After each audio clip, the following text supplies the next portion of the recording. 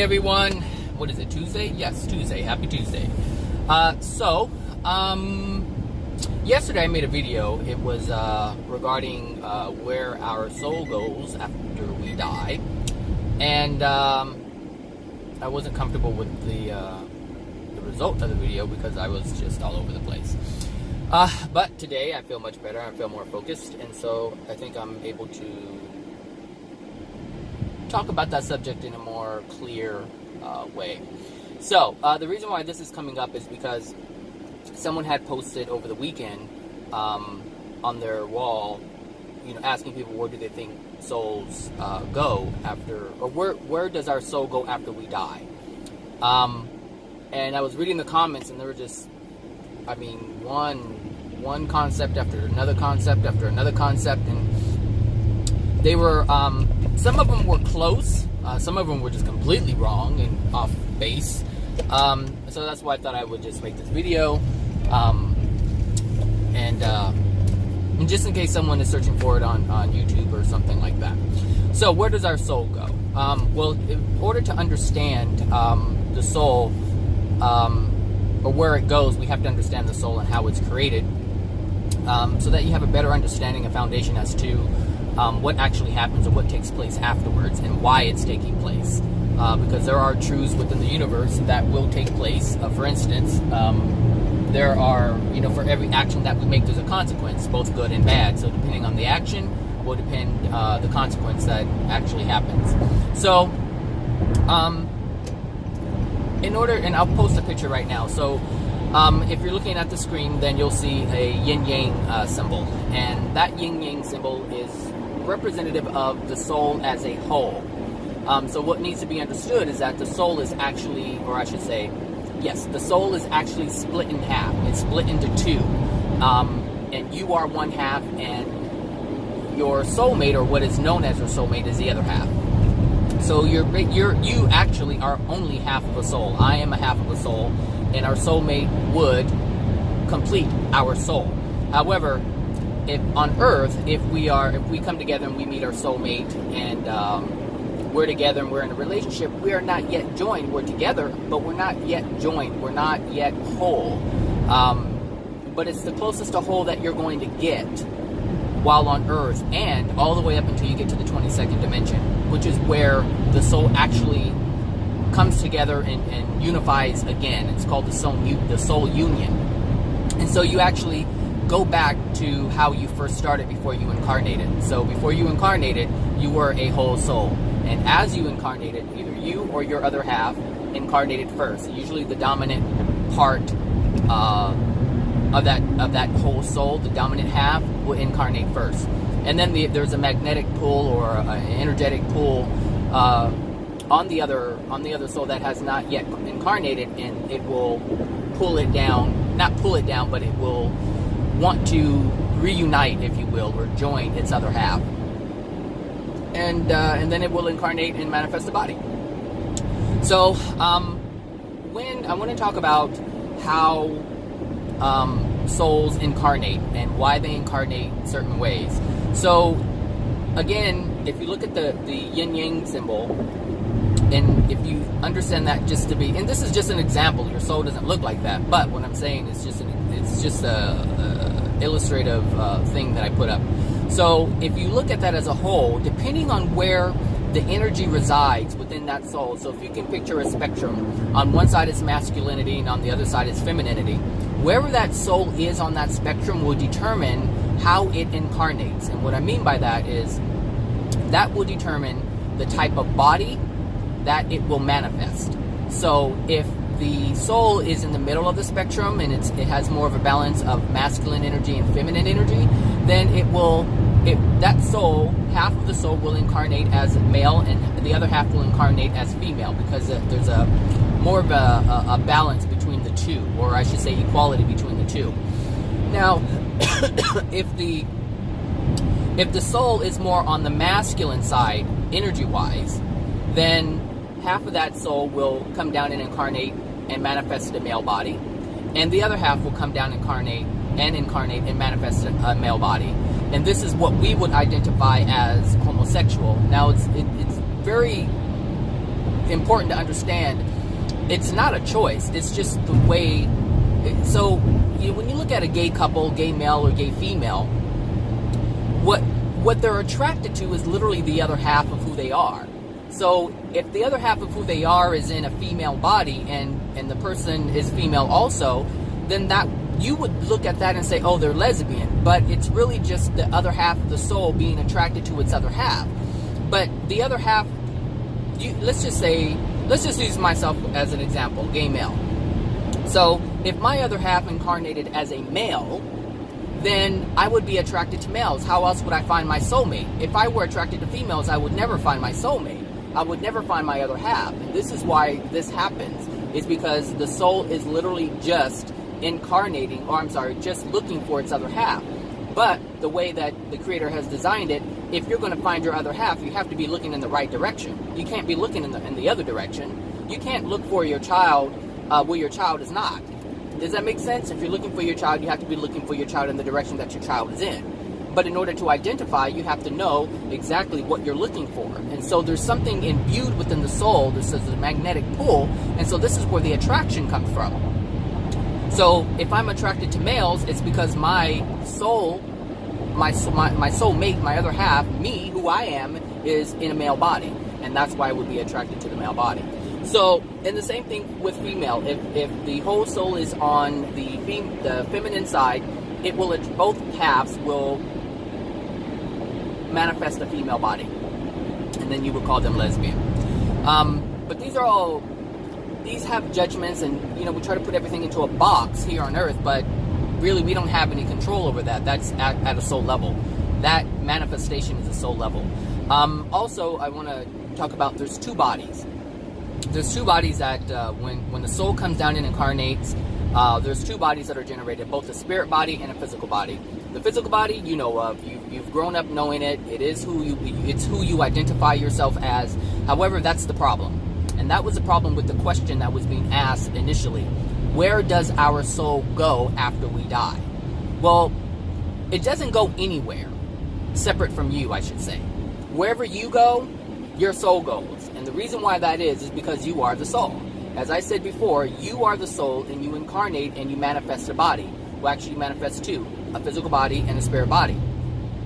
So, you live life, we live life here, we do all the things that we do, and, if you have kids, you have kids. If you have a career, you have a career. If you do whatever you want to do. If you want to do nothing, that's what you do with your life. Well, after your journey is over here on Earth, and you learn what you learn, or you didn't learn what you didn't learn, you pass away. We what we call death. At that moment of death, this thing called the silver cord, which is an energetic cord that actually powers the body, powers the physical body. And I should probably put in there too that a near-death experience is not death. That is a completely different experience, and I can talk about that another time, but it's not death. So those who say they had a near-death experience, they did not die. They went to a different place, yes, but it's not what you experience when the cord breaks. And so this energetic cord that actually powers the body, you have two cords. You have a cord from the soul to the spirit body, and the soul is a powerhouse. It is a generator. It is where all the power comes from to power the body, both physical and spirit. So you have a cord from the soul to the spirit body, and then you have another cord from the spirit body to the physical body. And that's the cord that I'm talking about. We call it the silver cord, or it is called the silver cord. And it's just an energetic cord. No different than a cord that you would plug up a fan to. So here you have the fan that is, the thing that actually does the action, but the power source is behind the wall. It's in the outlet. And so this cord is what connects the energy so that the fan will operate, so that your physical body will operate. And so once that cord is severed, there is no more energy going to the body. But it's important to understand that once that cord is severed, it can never be reattached. It is done. It just done. You're done with life here. And these are the people who do not come back because the cord has severed. And so you have situations where, you can be what we would call dead. You'll say, they're scientifically dead, technically dead. But if the cord is still there, then you have the ability, your spirit body has the ability to come back into the physical body and reanimate it. Now, And then there are people who, people who are in a hospital setting or whatnot, or emergency setting, and people are doing CPR and doing all these resuscitative practices, and they don't come back. And the reason why they don't come back is because the cord is severed. Then you have the ones who are considered technically dead for 60 minutes to 90 minutes, and then they come back and they're like, wow, we don't know what happened. It's just, people just cannot understand why that happens. But the reason why it happens is because of the cord. If the cord is severed, no coming back. If the cord is still connected, there's always a chance. But there's a certain amount of time that one has before the body can no longer sustain the energy of life. All right, so sometimes people are just gone too long and they're not able to come back. Even if they want to come back, they can't. If that cord is severed, or I'm sorry, if the body has been without, what is it? If the body's been gone too long, then they can't come back. But generally, it's because of the cord. So if the cord is done, it's done. You're done. You're good. You're done. You're on the other side, and you're staying there. So that's the soul. Okay, so the soul doesn't go anywhere. Like I said, the soul is you. And hold on a second. I'm always getting these lines mixed up. I think this is it. Yeah. Are these trucks supposed to be in this lane? Stay here. Sometimes they do last minute stuff.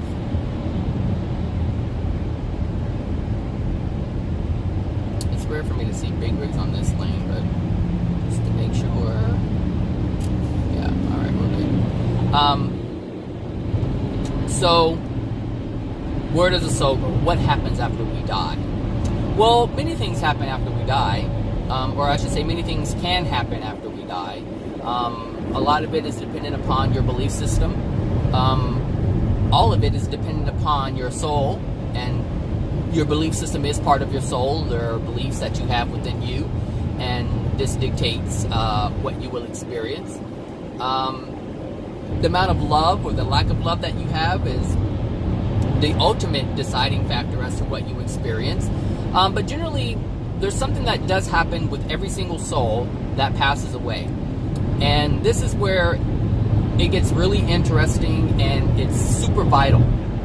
So if you're hearing this, and you can remember when you pass, if this happens, to pay close attention to what's happening and accept what's happening, because it would be in your benefit to do so. As we pass, some people are greeted by family members. Some people are greeted with friends or by friends.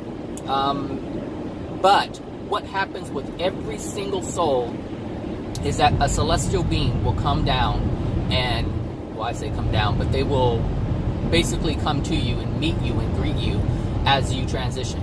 And you will see this person as a stranger. You won't know who they are. You will probably have never met them before. And they'll be very bright, or I should say they'll be brighter than the rest. Sometimes they're not super bright because it scares people. So, and they're aware of this, but they'll be brighter than all the other people around. And these are celestial spirits, and they know what your life has been, and they know that you just passed, and they understand that, if you don't know anything about the spirit world, like for instance, I know something about the spirit world, and so I have an awareness, and so they would know what my awareness is, and they would also know what I'm not aware of. And so for people who are not aware, some people get frightened, or some people just ignore them because they're trying to figure out what the hell is going on. And because of your belief systems, this is why it comes into play. Because of your belief system, if you believe that you're going to meet Allah, or if you believe you're going to meet Jesus, or you believe that you're going to be in a paradise, if you believe that you're going to be, with an archangel, if you believe that you're going to be just energy, all these different beliefs that you have, or expectations that you have in terms of what you're going to experience, is going to determine how you react or respond to what's actually happening in the moment. So when these celestial beings approach and they present themselves, they will try to help you, and they will offer their assistance.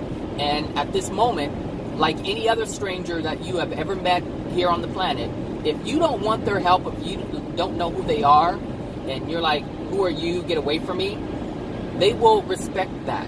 Unlike other people here on Earth, or people here on Earth, some people don't respect your free will. They will. And so when you say, leave me alone and get away from me, they will respect that. and understand that it is your decision to do that. But my recommendation is don't do that. Don't do that, because they know more than anyone you have ever met here on the planet. Anyone that has ever passed, I don't care if it's grandma, grandpa, or ancestors from 5 generations away, they know more. And it would be in your best interest to learn more, because you just arrived to a place that most people don't even have a clue of what's going on in that area or that space. So they will help you understand where you are, how you got here, and they will also help you understand what you're going to experience next. And this is the part that most people are talking about or referring to when they say, where does your soul go? So your soul can, and this, with the celestial beings, it lasts for about 2 weeks if you allow them to do what they've come there to do, which is help you understand, help you, get acclimated and things like that, because there's a lot of questions you have. A lot of questions. For instance, there are certain questions that you would have if you've never heard of a spirit body before, if you don't know where you are or how you got there or anything like that. So, it's just so many questions. So, for instance, that's not a question I would have. I already have the answer to that. But I would have other questions. I mean, I've done this for a while and became educated in terms of what's going on in the spirit world, to where my questions would be slightly different than someone who has never heard about this stuff before. So, after your 2 week, I just say 2 week period, but after your time with the celestial beings and you're on your path to heal yourself, because that's what's next. Because you didn't take care of the things, the unhealed emotions within your soul, you're going to have to take care of them there. But this is what's going to determine what you experience in the spirit world, is your willingness to deal with the unloving things or the unhealed emotions that are within your soul. Because that is going to determine your location in the spirit world. So when you first pass, you don't go straight to a place in the dimensional world spaces. It's a separate place. And then your soul is then taken to where it has generated for you. So there's various spaces within the dimensions. First dimension, second dimension, third, all the way up to the 36 at this point. But you can't I can't even access anything above, I don't believe, anything above above the first dimension, because of my unhealed emotions. And most of us will pass in the first dimension. But there are stark differences within the first dimension. All the way at the bottom from what we would call the hells, or hell, you call them hell, some people call them hell in terms of singular, but there are many spaces. It's it's gradient. So from very, very, very pitch black dark and cold and smelly, where a lot of evil people live, you would call these people demons, all the way up to where it's bright and it's called Summerland, and it's daytime and it's beautiful. It's like Earth but in perfected form. So that's the contrast that's present within the first dimension. And so this is going to determine where you reside within that first dimension.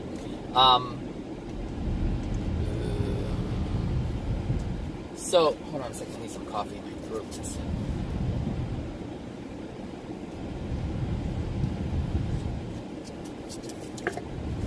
So, if you have a lot of anger, a lot of pain, and some people don't even know the anger that they have because it's suppressed. Some people suppress it. If you have cancer, if you've had cancer while you were on Earth, then you have a lot of suppressed grief and anger, or sadness and pain. Even the anger can be suppressed, and you see these people all the time. They come across very loving and happy and like everything's fine, but yet they have cancer. And so this is an indication that they are suppressing their pain, they're suppressing their sadness, and they're suppressing their anger. And this is why the cancer manifests. And this is how you can tell someone is living in denial. If they present like a truly loving person, like, oh my gosh, they're so sweet, and then you say to yourself, gosh, it's so sad that something like that would happen to such a loving individual. Well, the bottom line is they're not loving. They're not loving to themselves. Now, they may have carried out loving actions towards other people, but they were not loving to themselves, and that's evidenced by the cancer, which is from the suppressed pain, sadness, and anger in their soul. And so if this is a person that passes, then they'll be in a very dark space, and so they won't be in a place like Summerland. They'll be in a very dark place. It may be gray, but it may be like a dark gray, murky color, and there isn't much color, and it's cold, and there's people around you, but they're just like them in terms of soul condition, just like them. And I should probably say that you are there in your spirit body. Remember, I said you generate two bodies, your spirit body and your physical body. Well, if you left the earth, then you've already detached from your physical body, and now you're only experiencing life through your physical body, which you will have all the way up to the 22nd dimension. The 22nd dimension is when you shed you shed your physical body, or you lose your spirit body, and the soul union happens. That's when both half of the souls come together. And you no longer need the body, because you don't need the mind of the body, I should say. You don't need the spirit body, because once the soul is whole, there are abilities and powers that are experienced. Life is experienced completely different. So if you can kind of attribute it to, or look at it like God, so we are made in the image, meaning we are a soul, just like the Creator is a soul. And the Creator doesn't have a body; it's just a soul. And the soul created everything that we see. So it's a different experience. If you can use that as an example, or look at that as an example. No, I'm not saying we are God, the Creator. No, but we are creators. And so when we get to that point, we create differently than how we would create here on Earth. Here on Earth, in order to create, we use our hands. We interact more with the elements in order to create something. And in the spirit world, it's a little different. We can manifest without using our hands, but we can still create with our hands, depending on our soul condition, and that's where the power is. And so when you reach the 22nd dimension, what these dimensional spaces are spaces of love. And love is what grants power in the spirit world. Here, what grants power here is an illusion. We say, oh, you're powerful, you're the CEO, you're in charge. That's an illusion. But that person who is a CEO has no special powers. They just don't have any special powers. They're no different than anybody else. Because if they don't even hold a position like that, they're still like every other person on the planet. The same capabilities are. The soul, depending on what's within your soul, I should say, is going to determine what you experience. And some people experience an okay transition. Like they transition, they listen to whoever they need to listen to, and they progress. Most people ignore the celestial beings that approach them because of their confusion, and this is based on their belief systems that they had while here on Earth. So whatever belief systems that you have here on Earth will carry over.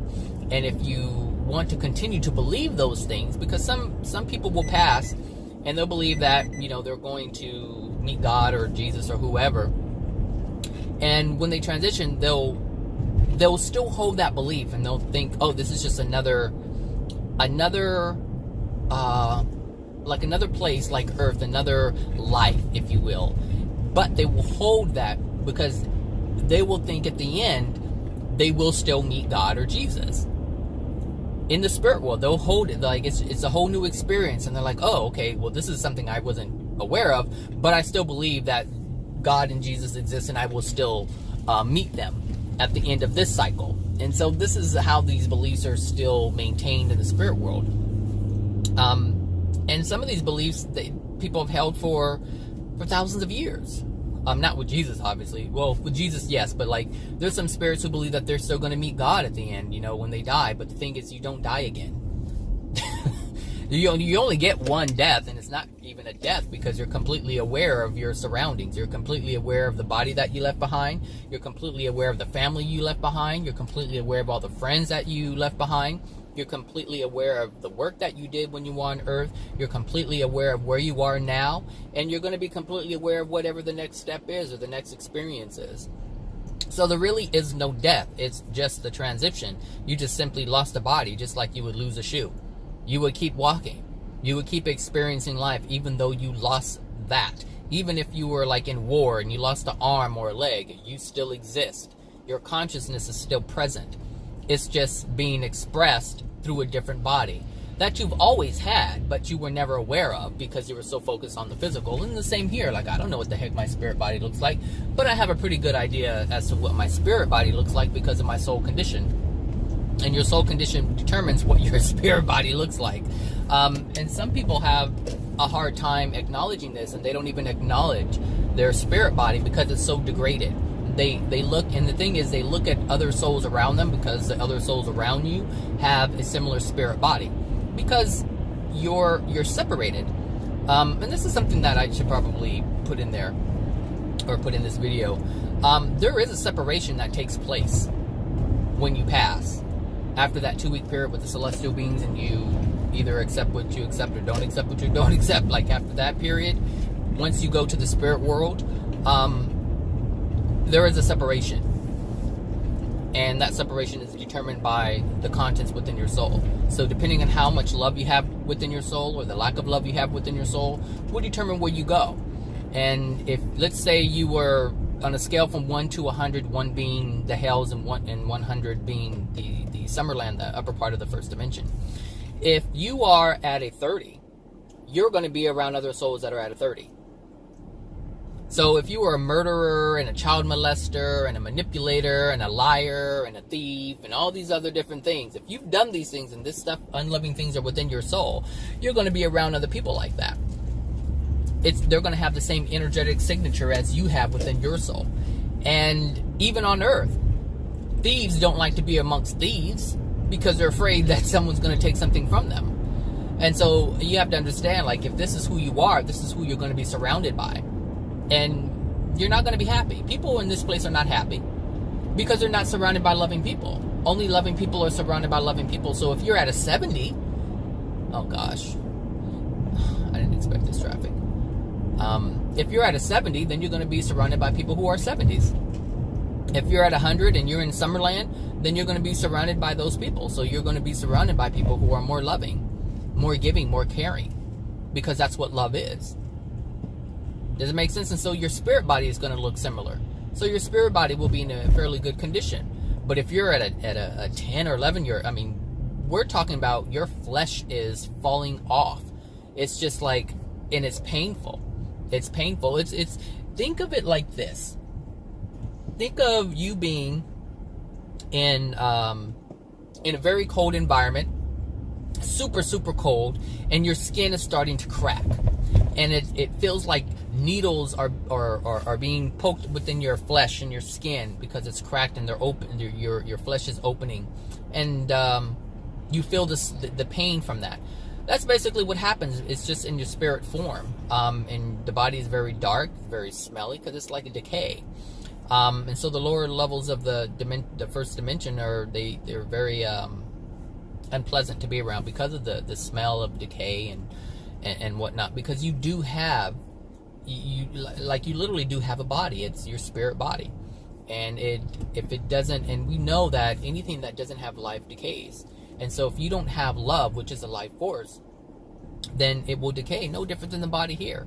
When someone is dying, when someone's close to death, and they've been dying for a while, you can smell the decay in the body.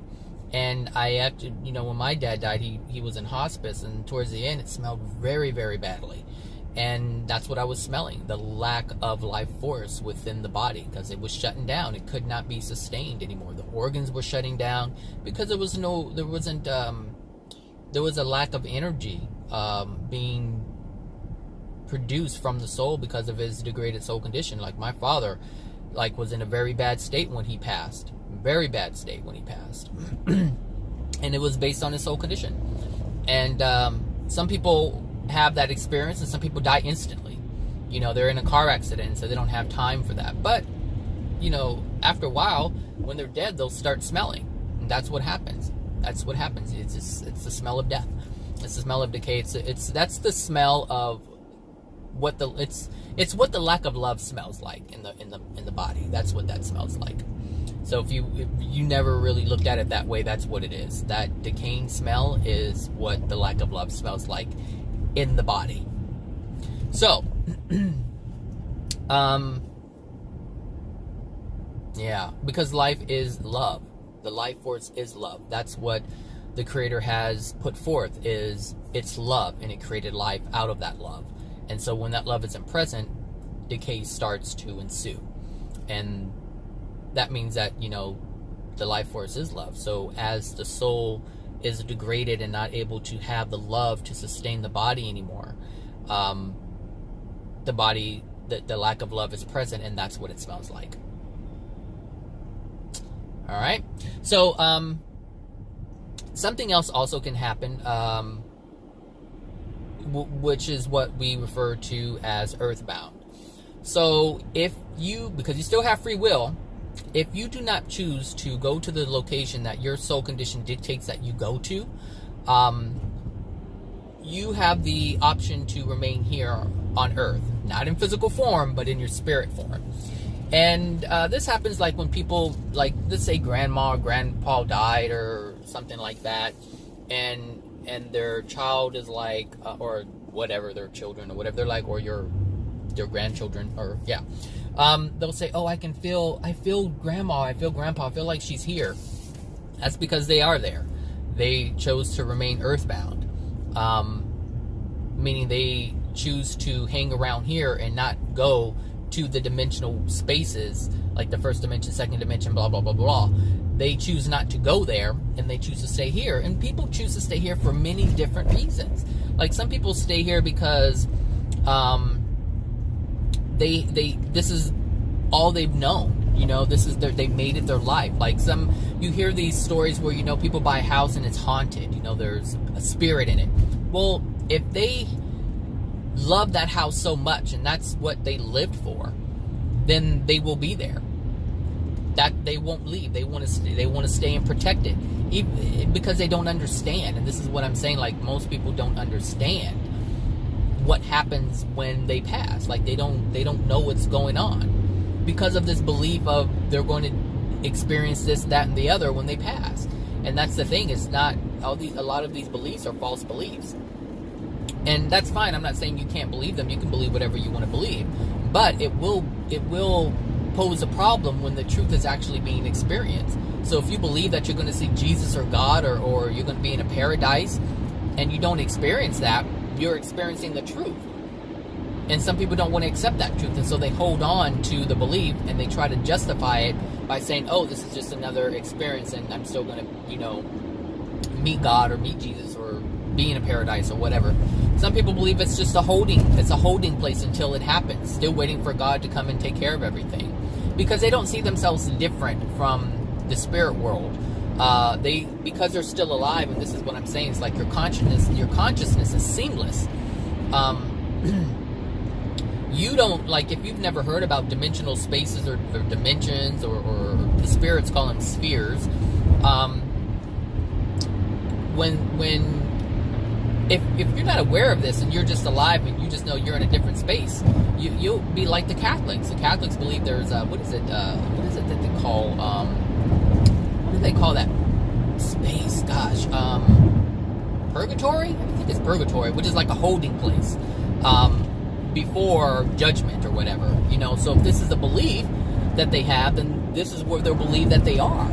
And so this is what I'm saying, is they may not know about the dimensional spaces or whatever. They'll just think that, oh, this is a holding place. I'm in spirit. I'm still here, but I haven't yet got to where I believe I was going to go. Do you see what I'm saying? So this is why I said, your beliefs will determine what happens next, because you are still in control, meaning you still have the free will to believe whatever you want to believe despite what's going on in the moment.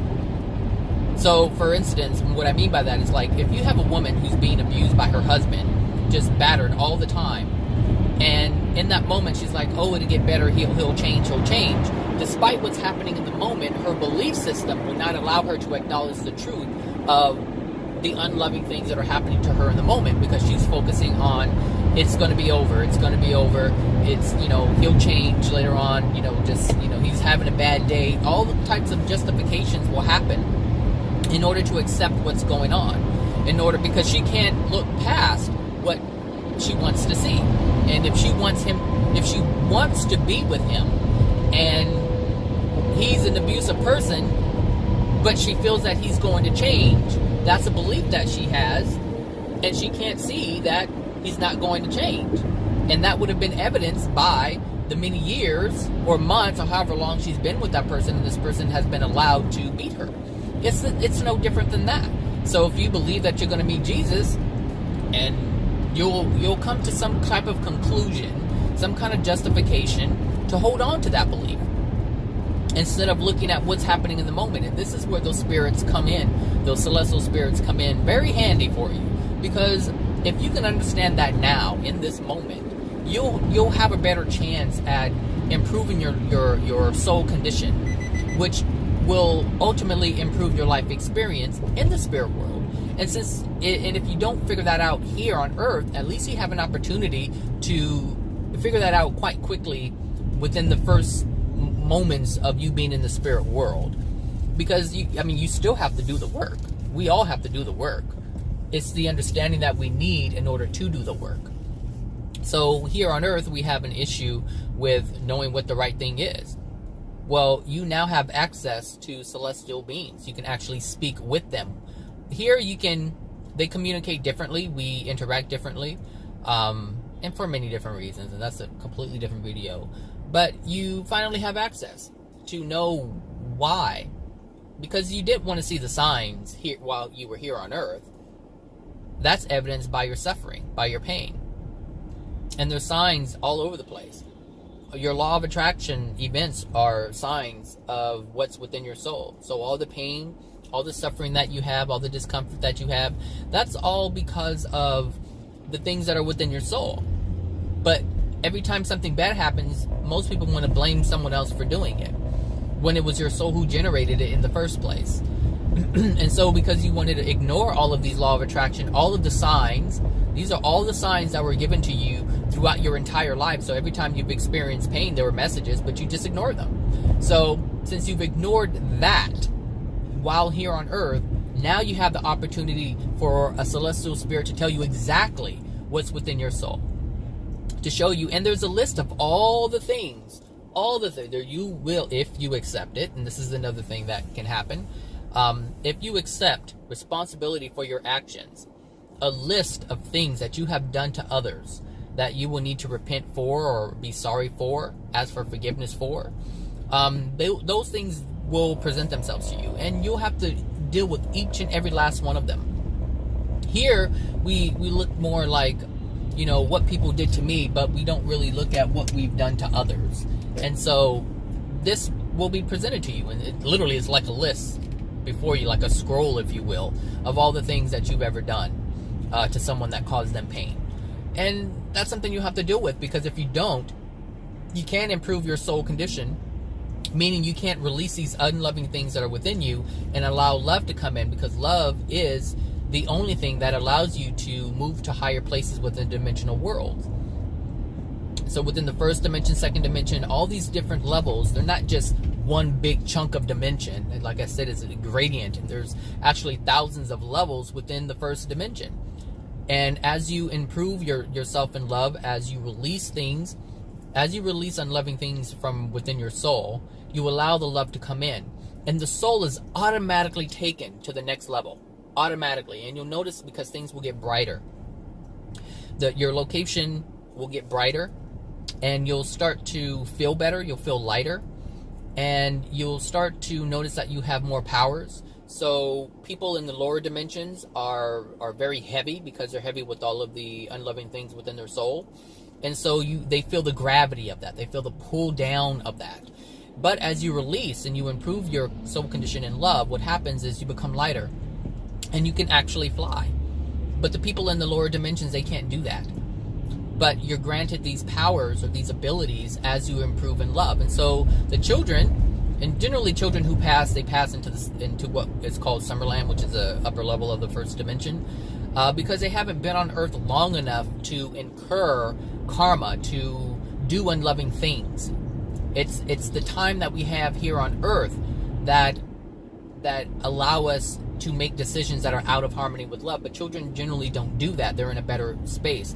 Now, they do have the emotional injuries that are within them that will cause them pain, that the parents transfer to their soul. But but they haven't generated unloving things on their own. They were passed on unloving things into their soul by the parents. And I don't even think I mentioned that. So this is why we have pain. And this is why you as an individual have pain and suffering in your life, because when you incarnate, when you're half of the soul, when the half of the soul and the first half of the soul incarnates, and the second one, when you come into the mother's womb, emotional injuries from both your father and your mother are transferred to you. And understand that they have emotional injuries that were passed to them from their parents. And the same thing with their parents. And so we hold a lot of emotional injuries from generations all the way back to Adam and Eve. And one of the emotional injuries that we have from Adam and Eve, or Amon and Aman, which are their real names, Aman and Amon. You can Google them, you may be able to find some information. One of the emotional injuries we have from them is the desire for independence. Like, we don't want to rely on the creator at all. We want to do everything ourselves. And so if you really think about it, most people, I should say, only ask for assistance when they're in trouble. But any other time they don't really involve God in their life. They don't have a relationship with God. It's just when they want something. Or they feel they need saving from something. It's like, please God, help me. But any other time, there isn't any kind of communication, real communication. Of course, people pray using the words and things like that, but that's a different thing. And so there really isn't a real communication, if you will, a real relationship, I should say. I don't even know how I got on that. So these emotional injuries are within you.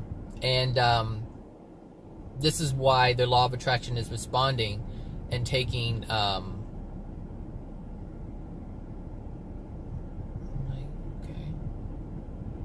these emotional injuries are your law of attraction. The law of attraction, the universal law of attraction, is responding to what's in your soul. And that's why I said your soul is the only thing that is important, because it's dictating everything. It's dictating the pain in your life here on earth. It's going to dictate the pain that you experience in the spirit world. It determines the pleasures and the joys that you experience here. It also is responsible for the pleasures in the spirit world. So your soul is the main thing that you should be concerned about. It's why you have the body that you have. So when you have a child who was born with no limbs, or they're deformed in some kind of way, they have a mental illness of some sort, developmental issues during the gestation period, maybe the organs aren't right. All of these are results from emotional injuries within the soul of the parent. And so they're taking on the emotional injuries at conception, in addition to the emotions that are being projected towards the child during the gestation period. So if you're around people who are hateful, all that negative energy is being bombarded, that soul is being bombarded with all that negative energy. So if you have negative friends, you're just surrounded by negative people, your child is being affected by that. And so the child is affected by your environment, because your environment is now their environment, because the child is within the mother's womb. So if the mother is around a lot of judgment, or let's say that the group of women that the mother surrounds herself with have issues with men, and they kind of hate men, and your child is a boy, they will feel that negative energy being directed towards them because the child is a male. And so this is important to understand, because you play a huge role. And the thing is, your environment plays a huge role on the child's development in the gestation phase. And your soul condition is what's attracting this environment. So if you like being around women who hate men, then you have a lot of hatred within yourself towards men. And so this is like attracts like, and this is your law of attraction. But understand that your law of attraction is actually affecting your child's law of attraction, or affecting your child, and which will ultimately call to them their law of attraction. Does that make sense? So you're creating an emotional injury within that. And let's just keep it, like I said, it's a boy. if you have friends who hate men or despise men or have issues with men, then that child is feeling the pain. And so that child is going to feel the emotional, is going to develop an emotional injury within that soul, within their soul.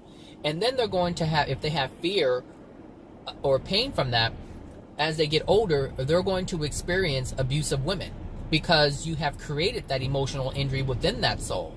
And so this is how we create the lives of our children. And this is why the world is in such a degraded state, because a lot of people don't know this. And so they don't know to protect their child. And they don't understand that their actions are actually causing their child harm. They don't know that. And so they won't realize it until their child is in and out of jail, or the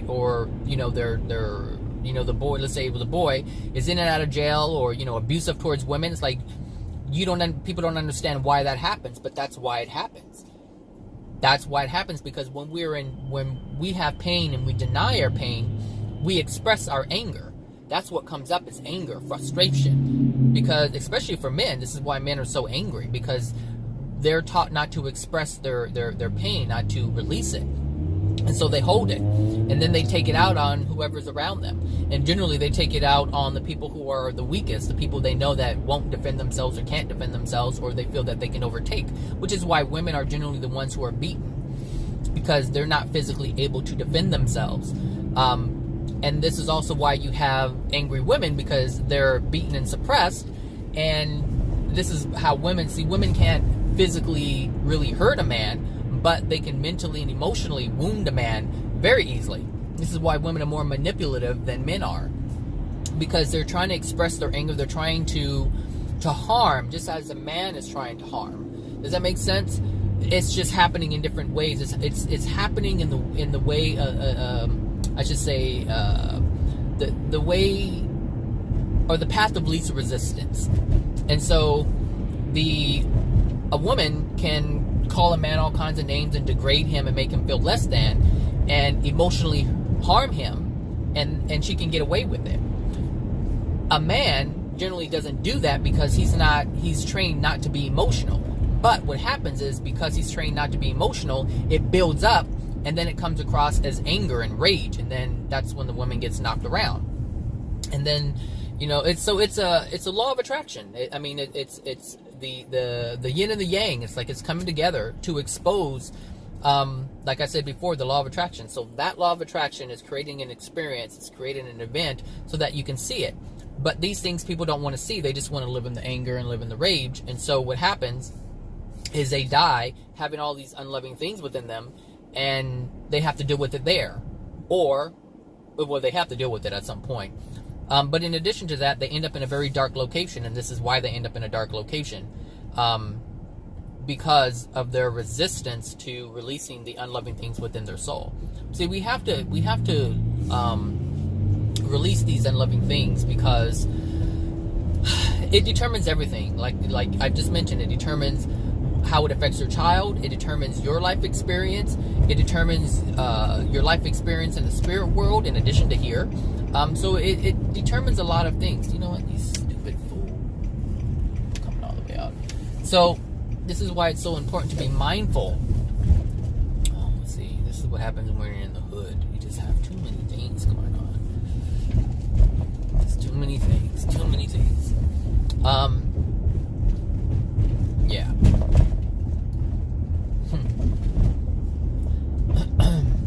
So yeah, that's where our soul goes. Our soul goes to so many. It can go or experience so many different things, and it's really all dependent upon you. It's dependent upon your soul, and there are laws that are in place that are absolute, and they don't change, and they stay the same. And so that's why. That's why people, it's easy to tell what's going to happen to you, because the laws are they're set. And the thing is, we're the one that changes. And so we're either going to interact with certain laws or not have to interact with certain laws. Or we'll interact with certain laws in a certain way, but we won't interact with them in other ways. And so this is why, I say your soul is the most important thing. It determines everything. It's no different than here. Your actions are like the laws that we have, that man has made. Your actions are either going to interact with the law or not interact with the law. So if you're driving under the influence of alcohol and you're stopped, you're going to interact with that law. The only difference is you're always interacting with God's laws, with the Creator's laws. You aren't always interacting with man's laws. You only interact with man's laws if man catches you. But God has always caught you. God got you from the beginning. So anyway, that's that. I hope you guys have a great Tuesday. If you have any questions, let me know. Comments, fine, so be it. And that's it. So have a good one. Bye now. Good afternoon, everyone. That's a little addendum. So I'm on my way to my doctor's appointment, and I was listening to the video that I made this morning, and I had said something, and I didn't quite go into it, and maybe I'm thinking there could be some misunderstanding because I didn't really explain it. But I was talking about the silver cord. I was talking about the silver cord. There's too much going on. I don't know if you heard that screeching. What was I saying? I was saying when the body... I was talking about when the silver cord breaks. And there's these situations where someone is, say they're in an emergency situation and, they're hurt, they're in a hospital setting, and they're like not conscious. And I said that the body can come back, meaning the person can come back, the spirit body can come back. But what I wanted to say is that when you are unconscious, anytime you are unconscious, even if it's an emergency situation where you're in a hospital bed or you're sleeping at night, your spirit body leaves. It leaves your physical body. It is no longer, it's connected through the silver cord, or what is called the silver cord, but it leaves your physical body. And this is what I wanted to point out. The two bodies that you have, the both physical and the spirit body, they're two completely different things. And like I had explained earlier, the soul, there's a cord from the soul to the spirit body, and then another cord from the spirit body to the physical body. And when you're in some type of situation where you're incapacitated, whether you're sleeping or you've had an emergency situation and you're knocked unconscious, your spirit body, you literally are having a different experience. And this is part of what people experience when they have a near-death experience. That's why I said it's a different kind of thing. So basically, some people can see themselves. Some people see different things. They say they feel like a weightlessness because of the separation, because they're conscious, but it's like they're conscious and they feel themselves, but they feel themselves or experience themselves without the physical body. And this is rare. Like, some people have these out-of-body experiences, and that's generally when you're sleeping, or if you take some kind of drug or something and you're out doing your thing. It's the same thing. You're still connected to your physical body. And this is why your physical body is able to stay alive, because it's still connected. Without the silver cord, the body would just cease to even live. It can't do anything. It's just there. Now the body can lie there lifeless, or what we would call lifeless. But if that silver cord is still connected, then you can come back. So this is what happens every night when you go to sleep. So it's the same thing that happens to people who are in a coma. And people could be in a coma for a day, hours. It could be in a coma for weeks, months, or even years. But all this time, so understand this, all this time that people are in a coma, their body, is just lying there. Maybe it's on a respirator, or maybe it's not even on a respirator and it's just functioning, but the consciousness isn't back. It's because they're out living or doing things in the spirit world. When I say spirit world, I don't mean dimensions. They're out doing things. They can be earthbound. That's one of the things they can do. But they're just not in the physical body doing it. They're in their spirit body experiencing life. And at some point they come back whenever they're ready, for whatever reason. But as long as that cord is connected, you can come back. People can come back. And those who have come back, some people come back and they say, I had a near-death experience. And some people come back and they don't remember anything. So those are two different types of experiences, but it's based off of one thing, and that is the connection that they have to their physical body. From their spirit body to their physical body, that cord is still there. So whether you're sleeping overnight or you're in a coma for a day, a week, a month, a years, that cord is still connected. And it's an energetic cord, and it's not like it has a finite distance in terms of where they can go, because a person can travel all over the world with their spirit body and still be connected to their physical body. It's not like a cord to the fan, like the example that I had given. You know, a cord, if it's 6 feet, then it's 6 feet. You're not going any more than 6 feet. But with this energetic cord, you can go anywhere. You can go anywhere. There's just certain places you can't go, and those places are within the dimensional world. So, for instance, someone who is still connected to their physical body would not be able to visit the hells. That's not something they'll be able to do. Does that make sense? And so you would not be able to go to different dimensions or the first dimension. You cannot go to those locations because there's universal laws that prevent that from happening. Understand?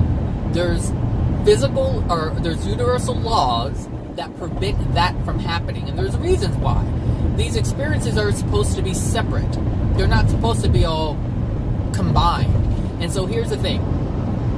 People who are in the spirit world, who live in the dimensional world, whether it's the first dimension, second, third, or whatever, they are able to leave that place and come to Earth and visit you. They can come around Earth and influence you. There's a lot of things that can happen, as I had mentioned earlier. When you die, you can stay earthbound, or you can go and reside where your soul dictates that you reside based on your soul condition. But what I'm trying to explain is that the experiences that we have while we are still connected to our physical body is not the same experiences that people have if they have already died and crossed over. They have more freedom than we do, because we're still bound to the earth. We're still connected to the body, and that's as long as you're connected to the body, there are certain laws that are engaged that prevent us from seeing things that a person who has passed on are able to see or is able to see. Does that make any sense? I hope that makes sense. If you have questions, go ahead and put it in there. But I was thinking about it. I was like, I didn't really explain that too well. I kind of ran past it real quick. So yeah, the body, your spirit body, which is the new you that you'll come to know once you pass. But that spirit body is with you right now. Currently, if you're listening to this video, you are awake, and your spirit body is in your physical body. And that is what is animating your physical body. Your spirit body is animating your physical body. And when you go to sleep, your spirit body leaves, and then your physical body is no longer able to be animated because it doesn't have you in it. If that makes any sense. Because the physical body is not you. Not even the soul. Not even the spirit body is you. But it is your primary, your avatar, if you will. Oh God, I don't really like using that word. But it's your avatar. It's your new avatar. So, like here, you have your, right now you're listening to the video, and you're experiencing life through this physical avatar. And when you pass and that cord severs, you will now experience life through your spirit avatar. And that's all that it is. But the soul needs these bodies, these avatars, in order to have the experience. It's no different than the movie Avatar. If you want to experience the world where it's no different, really. So it's no different than, that I forget what that man that was, doing the Avatar with Sigourney Weaver, whatever. Their real life was here on Earth, and they were humans. But when he went to sleep or whatever, went into his little trance or whatever, he was then able to experience life through that avatar, and it's no different than that. The only thing is that there is a soul that is using both of these avatars. So whether his consciousness is operating the avatar, the blue one, or his consciousness is operating the physical avatar, it's the same thing. But the soul is the consciousness, and it's using these things in order to have an experience. So that, this goes back to what I said earlier in terms of the soul union. See, the half of the soul is not powerful. It can be super powerful, but it cannot be as powerful as it could be if it were joined together. And I said earlier that the power comes from love. That's where it comes from. And this is what allows us to transverse through the different dimensions and move up higher and higher and higher. The more love you have within your soul, the higher the dimensional space you can occupy and visit.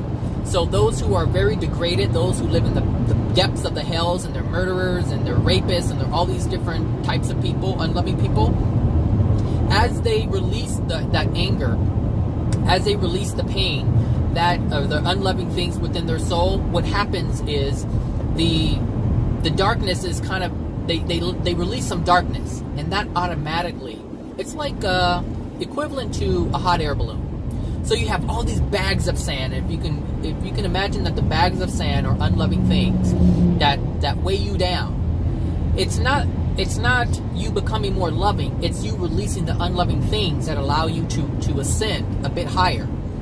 And so as these souls that are in the depths of the hells, as they start to release some of the anger and release some of the pain,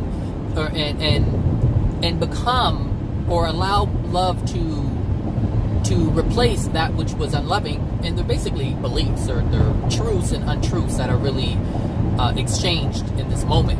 So if someone believed that they were worthless when they were here on earth, that is a false belief. As they release that false belief, they are automatically accepting the truth. And so they're replacing the false belief with the true belief, or with the truth, I should say. And so that will take away a bag of sand, if you will, and it makes them a little lighter. And their condition will increase, meaning they can move to a higher space within that dimension and becomes lighter. And as you engage in this process, what happens is eventually you'll be in a completely different space, and it's super bright, and then you'll end up in Summerland, and then from there you go into the second dimension, and then the third dimension, and the fourth dimension. But all of these things, or all of the releasing of these unloving things, must take place in order for this to happen. And so that's why it's so important for us as human beings to understand the importance of this love, because love is everything. It's the currency that allows us to experience all kinds of things. But it's the lack of this currency, it's the lack of this substance, this love, that prevents us from having it. Because if you don't have love, you don't have any power. You don't have any ability to do anything.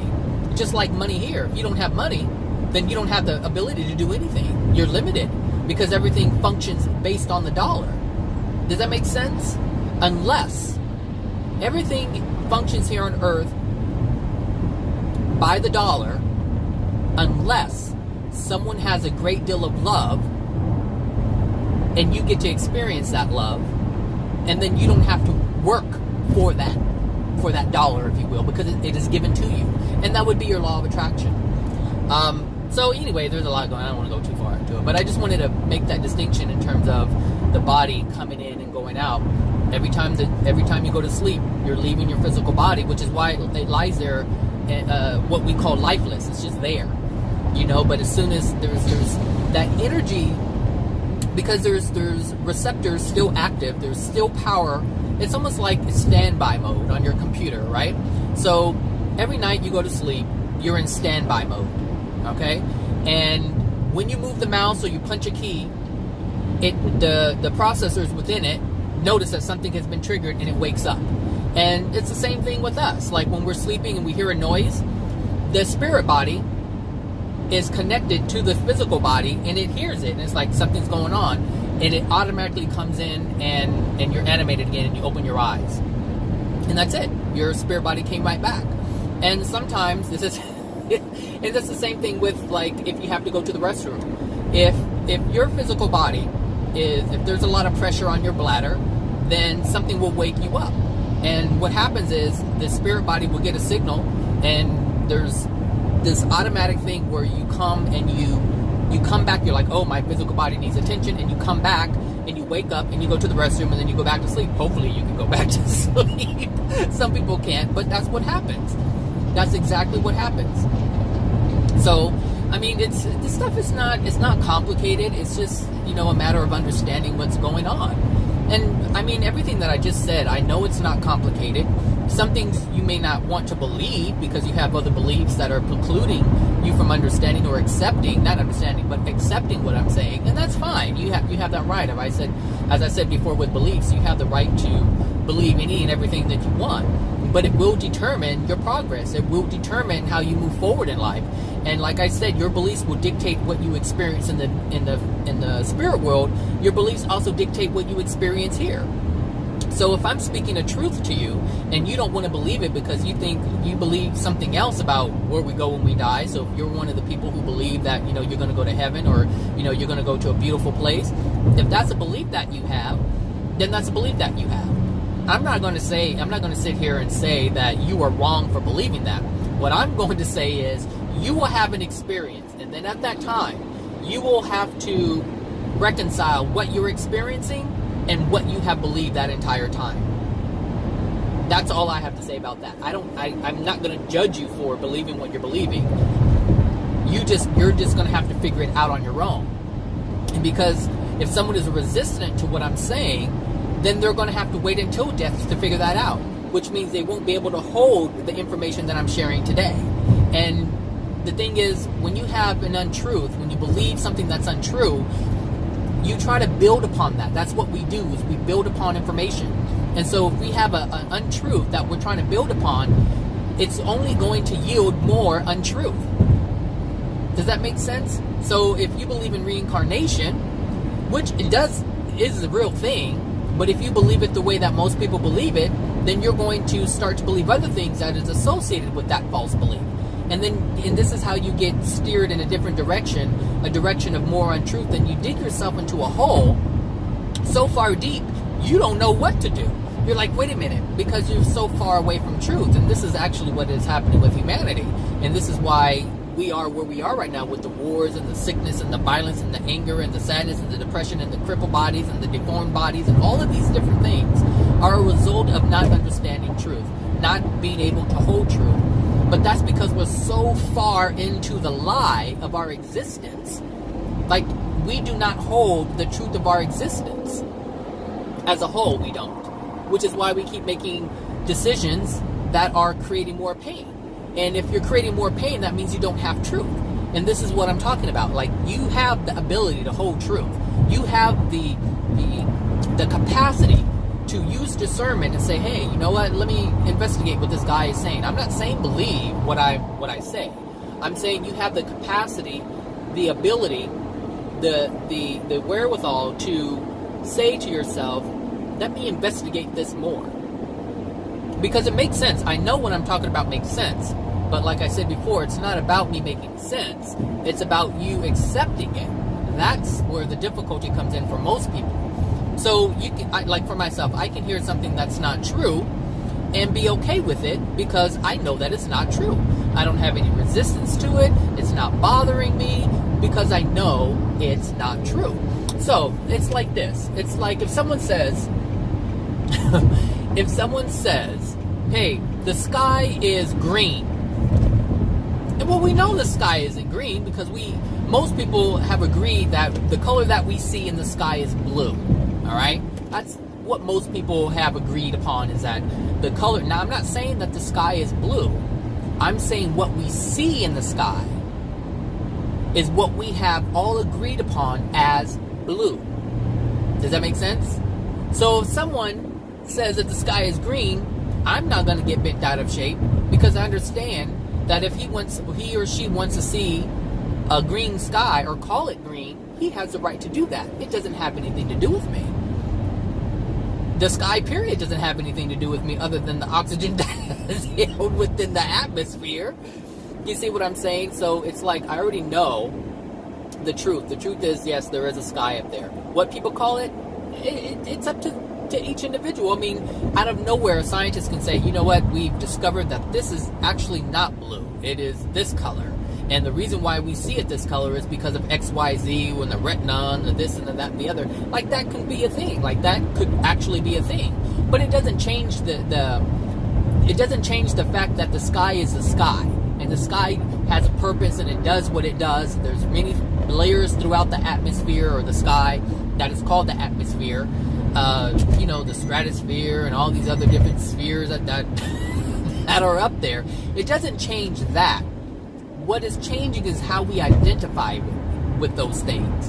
And this is the problem with all these untrue things, is if you are so focused on what things are called and you have a belief, if you're so hell-bent on it being that thing, then you'll never be able to have the true understanding or appreciate it for what it is. Like what I just mentioned, I don't care what people call the sky. That has nothing to do with me.